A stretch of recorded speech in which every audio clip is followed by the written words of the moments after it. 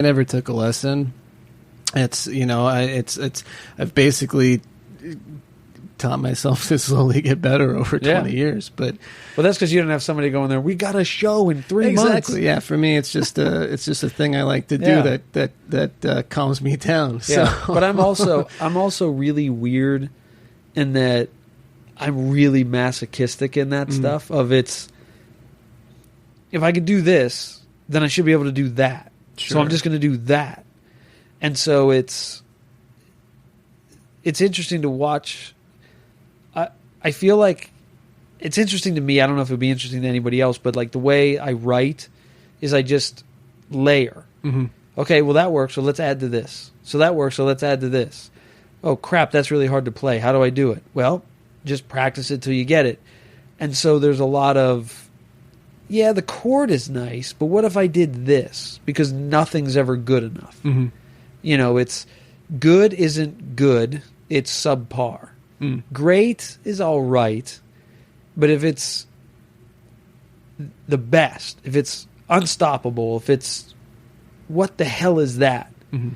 Because that's kind of how we refer to ourselves, is we're the musicians punk band. Because we want to play a song that the people in the audience who don't care about song structure and intricate playing can listen to the song and go, dude, this rocks. Mm-hmm. But then the musician who's like, punk band, goes, hey, wait a minute, what are they doing? Mm-hmm. Oh yeah, it's a punk band. The guy's just going to scream. Hey, wait a minute, they're doing harmonies. Mm-hmm. Wait, what are they doing? But we're doing it over a song that sounds like we should be screaming. Sure, yeah. And we're doing really complicated parts where this guitar and this guitar together make a chord, as opposed to we're just going to strum a chord. Mm-hmm. And the bass is going to do this, and wait a minute, where did you even come up with that? Mm-hmm. And so the person in the audience who's into songwriting and into intricate playing, the metal guy who's like, wow, that guy shreds. Mm-hmm. Like, we want that guy to go, holy crap, I didn't expect this. Mm-hmm. We want the person who's really into songwriting to go, wow, that's a really well-crafted song. It twists and turns and tells the story. And the person who's just there to jump up and down and stage dive to go, man, this has the energy I need. The person who writes lyrics to read our lyrics and say, wow, that's really deep. Mm-hmm. I wonder what that means. Or this is what I get out of it. And at the same time, to not say, yeah, but the rest of it sucks. Like, the lyrics are good, but the rest of the music sucks. Mm-hmm. And it's a long process. It's good, but you need more. Yeah, it's good, you need more. And everybody writes for everybody else, so there's no, well, you're the drummer, you only write the drum parts. Or you're the singer, you only write the vocal parts. It's, hey, I got an idea. Do this. You do this while I do this. And everybody shares and writes lyrics and tries this, and it's a fascinating process, because somebody will show up and go, I've written an entire song, here are your parts. And then somebody will go, you're close, let's tweak this. Or they'll go, no, it's perfect. Holy crap, how did you write this? And it's just, that's the way it's always been. And I love that, because I don't want it to be, oh, well, this is Mike's band and we do what he says. Right. There's a direction that we're going, and it's my job to steer it. But as Casey, the bassist, says, this thing has become bigger than any one of us. Like, it's this thing that's just, our job is just to keep it alive at this point. What's interesting, have you ever, I can't think of his name all of a sudden, but the guy from Fugazi and Ian McKay? Yeah, that guy. I was just listening to him talk on a podcast, this Art of Process podcast that Amy Mann and Ted Leo do, and they were talking to him, and what he was talking about in the bands that he's been in sounds an awful lot like that, where it seems like the sum of the band is bigger than any one individual's contribution, and they kind of are able to bring all of that to it. Right. Having started from just being the songwriter and telling everybody what they're playing to, okay, I'm going to bring in a riff or something, and everybody's going to build off of it and make it into something that's the band.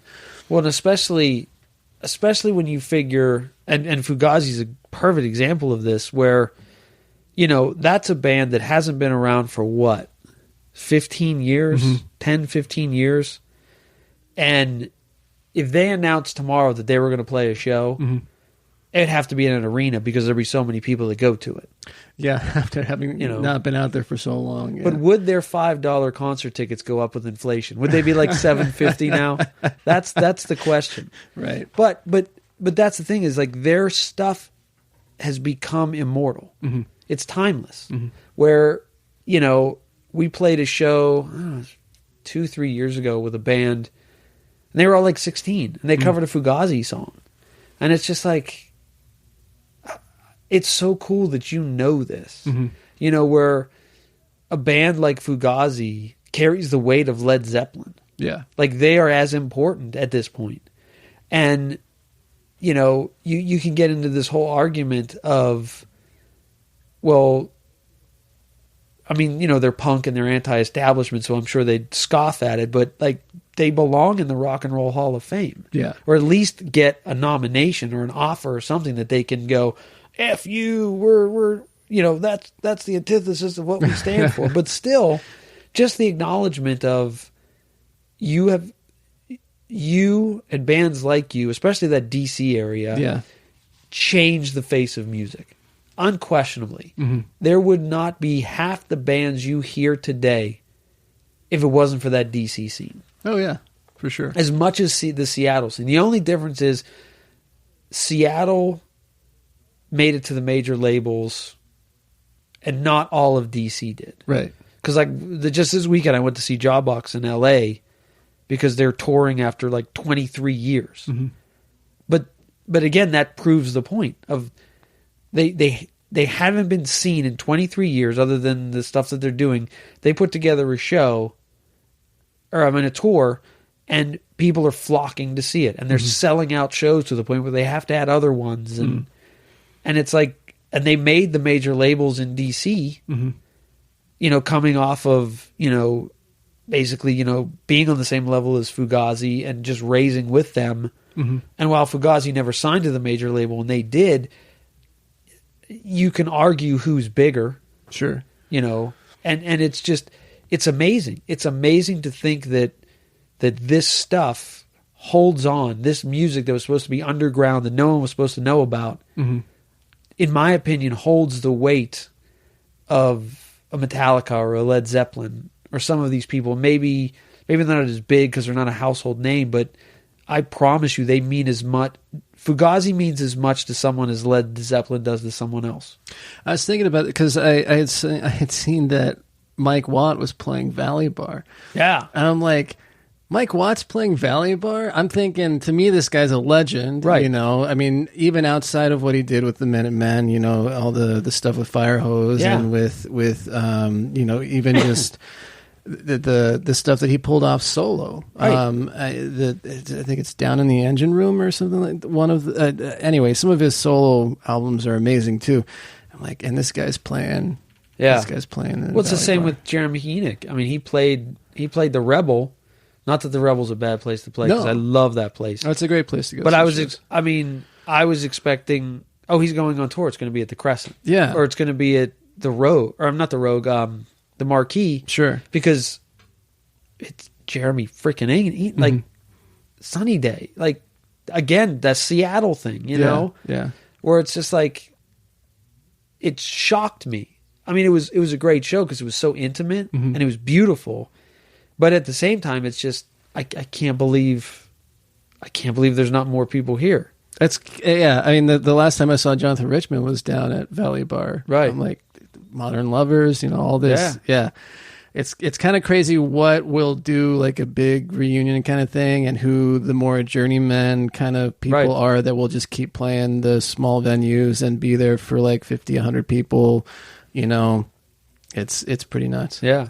Well, and so to tie that back into us, because I am a narcissist, darn it. Well, and this is supposed to be about you. But. Yeah, but honestly, it's the thing that's interesting is that I'm some schlub, right?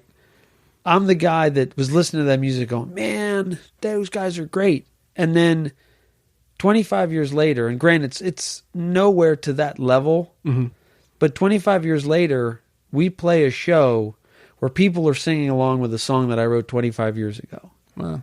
And it's like, you know, had you told me at the age of 17, 25 years later, some person that you've never met before, that you really don't know, that even when you get to that point, you really don't know all that well, will know the lyrics to your song and be singing it at a show unprovoked. You know, like you didn't go, okay, everybody sing along. Like you just look out and there's somebody singing the song because they took it on their own to download or buy the album, listen to it enough that they've learned it, listen to it enough that they picked it out to go, wow, that's a really great song. And then when they're watching you, be excited that you're playing it and have to sing along. And it's like that, as an artist, is the greatest thing you could ask for. Well, the fact that something you created got through to somebody like that. Right. Yeah. But holds up for 25 years. Yeah. Like it's not, who are these guys playing these outdated songs? It's, wow, does this person, it's still relevant. And that's what's so cool about it, you know, and that's part of the reason why it's this thing that's bigger than any one of us that at this point we're just trying to keep alive, because I don't get the band back together because I can't let it go. I get the band back together because people keep telling me you can't let this die. And that's what's so super humbling, is when somebody else tells you something you did means something. And it's just like, are you serious? It's me. Like I'm a goofball. You know what I mean? But it's just neat. And it's, as an artist, because, you know, I make my living as an artist, and I do this because it's just, that's all I get is art. You know, that's all I know how to do is make stuff. And, you know, to do something that, like I said, lasts, truly is what any artist is trying to do. Yeah. Something that's going to continue on. Yeah. Yeah. Yeah. So, I mean, let's sort of wind down a little bit here and talk about, I want to talk about kind of like what might be on tap for the band, and then, but also I want to hear a little bit about the story behind the last album, because it's mentioned on your website you had to record it over a couple of years because the drummer got breast cancer. Yes. And she's doing all right. That was a great adventure. Yeah, she's tough. Yeah. I didn't, never saw anything like that. So, yeah, we had started tracking the guitars and the bass, and we were writing and tracking and writing and tracking. So we had stuff, but what's nice about owning a studio is it doesn't cost you any money to just go, that was a good take, but let's just see what happens if we try this. So you have a cool riff, but then you can play with it and play with it and play with it. And I want to try this and see how this sounds. And it's great. So we spent way too long just playing with the guitars and bass. So, okay, great.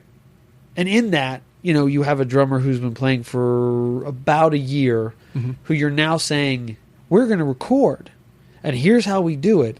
And she's looking back at you going, are you out of your mind? Like, you can't make me do that. Like, where it's like every snare hit has to be precise, and you have to hit it this way, and you got to do this. And, you know, live you can fudge your way through stuff. You know, if you miss a note and you're flat, nobody notices. If you chug a chord, nobody notices. If you miss a snare hit, nobody notices. But recording, people notice. Right. And so it's like, it's all this pressure. And so right as we're about to start tracking, she shows up with the news of like, I gotta get a problem. And it was horrifying because we had no idea what was going to happen. We didn't know how bad it was, how good it was. You have this human being who just been given this horrible news, and she's still trying to wrap her head around it. And essentially her reaction to it was, I need this as therapy.